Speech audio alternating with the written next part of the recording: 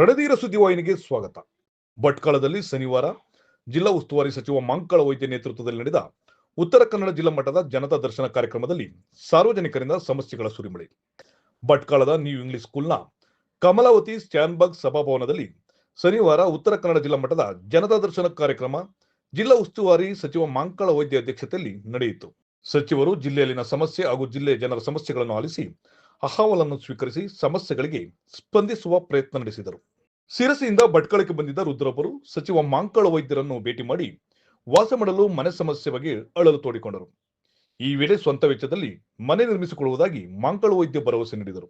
ಶಿರಸಿ ತಾಲೂಕಿನ ಇಟ್ಕುಳಿ ಗ್ರಾಮದ ಅರಣ್ಯ ಇಲಾಖೆ ಜಾಗದಲ್ಲಿ ನಾನು ಗುಡಿಸಲು ನಿರ್ಮಿಸಿಕೊಂಡಿದ್ದೇನೆ. ಪತ್ನಿ ಜೊತೆ ವಾಸ ಇರುವ ಗುಡಿಸಲನ್ನು ಅರಣ್ಯ ಇಲಾಖೆಯವರು ನೆಲಸಮ ಮಾಡಿದ್ದಾರೆ ಎಂದು ವೃದ್ಧರೊಬ್ಬರು ಅಸಹಾಯಕತೆ ತೋಡಿಕೊಂಡರು. ಅವರ ಅಹವಾಲು ಆಲಿಸಿದ ಸಚಿವ ಮಂಕಳ ವೈದ್ಯ ಅಲ್ಲಿಯೇ ನಿವೇಶನ ಲಭ್ಯವಿದ್ದರೆ ಸ್ವಂತ ಮೊತ್ತದಲ್ಲಿ ಮನೆ ನಿರ್ಮಿಸಿಕೊಡುವೆ ಎಂದು ಹೇಳುವ ಮೂಲಕ ತಮ್ಮನ್ನು ನೋಡಲು ದೂರದಿಂದ ಬಂದಿದ್ದ ವೃದ್ಧರಿಗೆ ಸಮಾಧಾನ ಮಾಡಿದರು.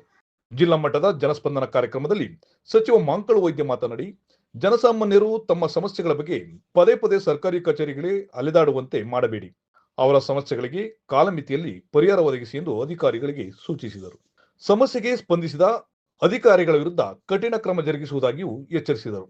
ಈ ಸಂದರ್ಭದಲ್ಲಿ ಉತ್ತರ ಕನ್ನಡ ಜಿಲ್ಲಾಧಿಕಾರಿ, ಕುಮಟಾ ಉಪವಿಭಾಗದ ಎಸಿ, ಶಿರಸಿ ಉಪವಿಭಾಗದ ಎಸಿ ಸೇರಿದಂತೆ ಜಿಲ್ಲಾ ಮಟ್ಟದ ಹಲವು ಅಧಿಕಾರಿಗಳು ಉಪಸ್ಥಿತರಿದ್ದರು.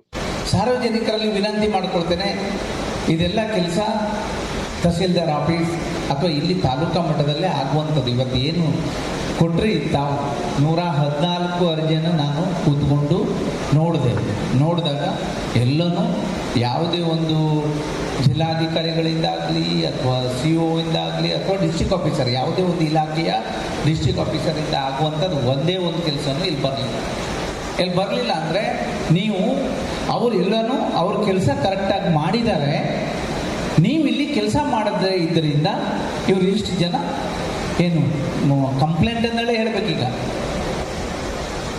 ನನ್ನ ಬಾಯಿಂದ ಬರಬಾರದು. ಅವ್ರ ವಿನಂತಿ ಅಲ್ಲ, ಅವ್ರ ವಿನಂತಿ ನಿಮ್ಮ ಆಫೀಸಿಗೆ ಬಂದು ಮಾಡ್ಕೊತಾರೆ, ನನ್ನ ಕೆಲಸ ಮಾಡಿಕೊಡಿ ಅಂತ. ಇಲ್ಲಿ ಬಂದು ಮಾಡೋದು ನಿಮ್ಮ ಮೇಲೆ ಕಂಪ್ಲೇಂಟ್, ನೀವು ತಿಳಿದಿಟ್ಕೊಡಿ.